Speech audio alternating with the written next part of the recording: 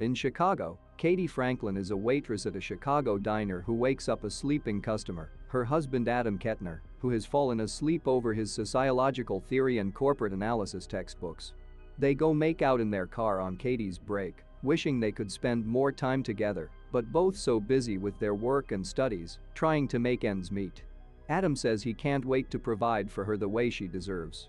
When they return to the diner, they witness the diner being robbed at gunpoint. Adam grabs a frying pan and subdues the man, being called a hero. The robber, who killed a busboy, is sent to prison.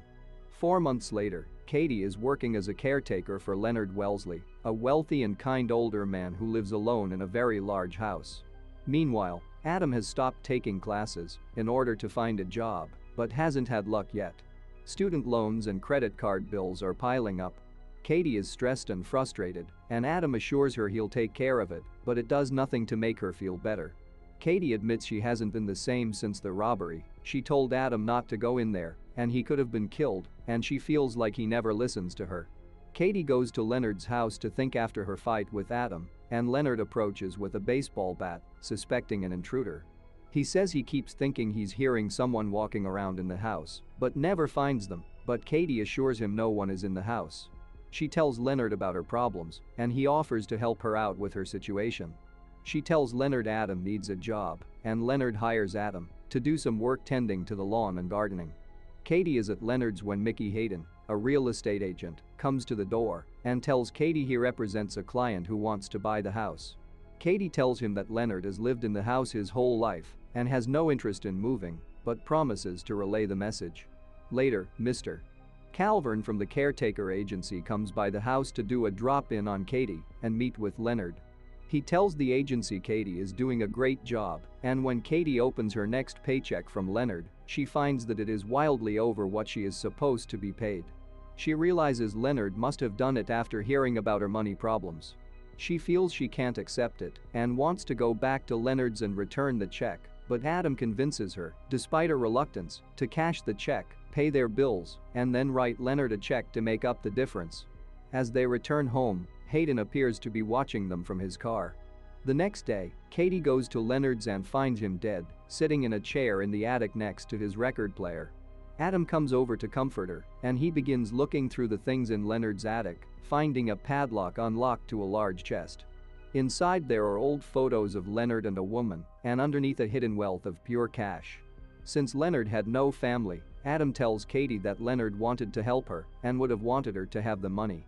Katie and Adam decide to take the money for themselves, where it could make a difference, rather than letting it go into the system. Katie tells Adam they will have to be careful, and he assures her he will be. Detective Chiesler arrives to investigate Leonard's death, but everything seems routine.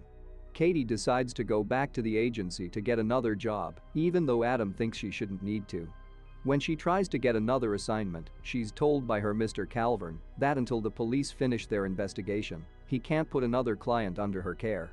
While Katie is interviewing, Adam goes to Leonard's house to collect the money, but hears someone downstairs. He goes to check and sees a broken window, and someone violently hits him from behind. When he awakes, he calls Katie, who admonishes him for not being careful and going to Leonard's home like he belongs there. He tells her he counted the cash, and it's close to $100,000. Katie and Adam try to figure out who the person who broke in was and wonder what they knew. Fearful the person could return to Leonard's, they take the cash to the bank and put it into a safety deposit box, all while Hayden is still watching them. Chiesler brings Katie in. Katie had mentioned that Leonard wanted to be cremated, but Chiesler tells her that since Leonard had no family and no will, they don't know who will cover the costs. Katie says she will pay for everything. At Leonard's funeral, Katie and Adam are approached by Julia Byron Kim, who tells them she was Leonard's attorney. She tells them that a few weeks ago Leonard called her out of the blue and hired her to handle his will, and that Leonard left everything to Katie. They are shocked, and Julia offers to stay on and help Katie through the transition since Leonard had a retainer paid. Julia makes sure to tell Katie that she alone makes the decisions for the house, not Adam, and warns her that money changes people. Katie and Adam begin moving into Leonard's old house. Adam wants to immediately buy cars and go on fancy vacations, but Katie tries to get him to calm down. Adam then gets a phone call from the police asking him to come down to the station to make another statement about the diner robbery, but when he gets there, no one has any record of calling him. He runs into Chiesler, who had no idea he was involved with the diner incident. She tells him the assailant from the diner robbery was killed in his cell a few weeks prior. Hayden comes to the house and again tries to get Katie to sell the house, and she refuses. When he gets aggressive and won't leave, she tells him she owns the house now. He accuses the will of being fake, and she tells him she will call the police if he doesn't leave. Katie tells Adam she wants to call Julia, but Adam dissuades her, and then Julia finds a brand new expensive watch in the bathroom.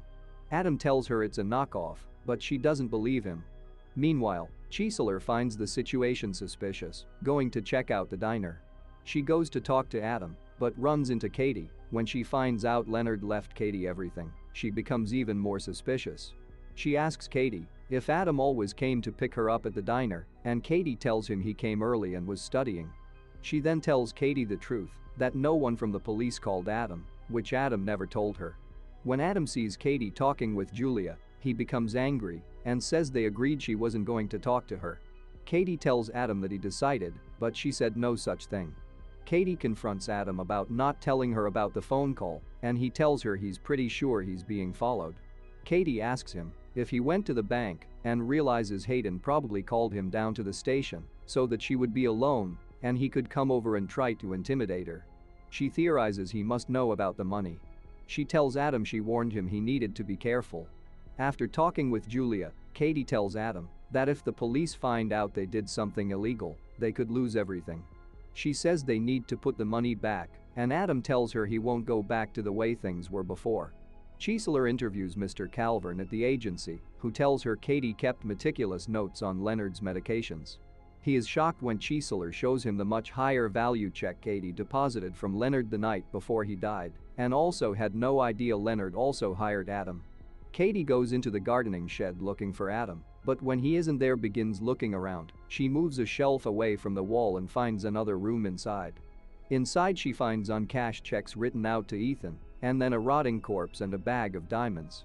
She tells Adam that Leonard had a gardener named Ethan who he said stopped showing up one day. Mr. Calvern shows up angrily shouting at Katie for taking advantage of an old man and tarnishing his company's name.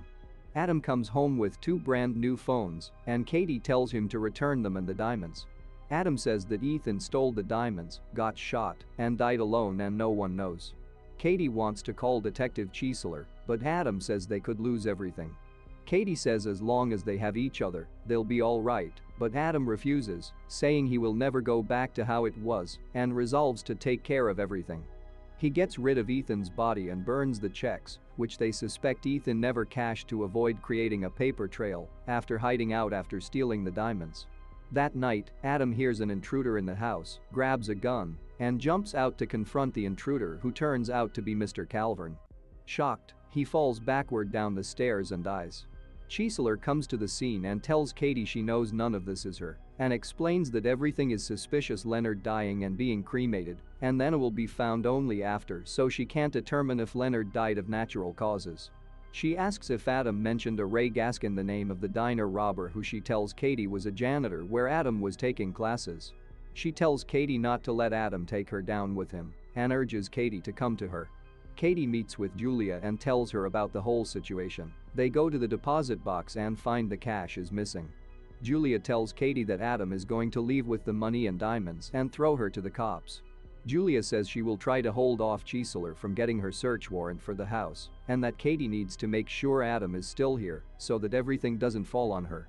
Meanwhile, the police find Ethan's body and alert Chiesler.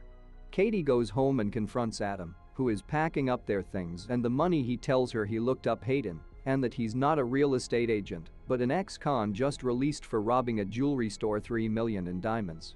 His partner Ethan, who he shot, was never caught. Katie wants to call the police, but Adam says they need to flee right away. Katie is relieved that Julia was wrong and Adam wasn't leaving her, and calls her to tell her that, but Hayden appears and holds Katie at gunpoint. Hayden holds Katie hostage as Adam aims a gun at him. Hayden shoots Adam multiple times and then knocks Katie to the ground, but before he can do more, Adam manages to fire a few shots at him, killing him. Katie holds Adam, crying as he says something about the garden and dies. Julia arrives and tells Katie they need to find the diamonds before the police get there, or else she will be implicated. Katie realizes Hayden must have read her book on Leonard's medications and killed him with an overdose. She wonders why Hayden shot Ethan, and Julia begins ranting about how stupid you would have to be to do that with $3 million in diamonds. When Katie realizes she never mentioned how much the diamonds were worth, Julia grabs Hayden's gun and tells her she was a public defender who got Hayden's case and pled him down to 2 years. Together, they worked to track down the diamonds to Leonard, but weren't able to locate them. She tells Katie she had no idea Hayden would kill Leonard, having grown impatient, so when that happened, she had to think fast. Katie realizes the will isn't real. Julia says Leonard would have given her the house anyway and begs Katie to tell her where the diamonds are. Katie says Adam hid them and she doesn't know, but wouldn't tell her even if she did. Julia aims the gun at Katie, but Chiesler enters. Julia tries to shoot Chiesler, but Katie shoves her, and Chiesler shoots Julia, killing her. Chiesler helps Katie out of the house. 4 months later, Katie is working in her garden and pregnant when Chiesler comes to visit her to let her know the case is closed and that Adam was cleared of being a suspect. Chiesler says they searched high and low but never found the diamonds. Katie turns on the sprinklers and heads inside. The water from the garden begins washing, revealing the diamonds.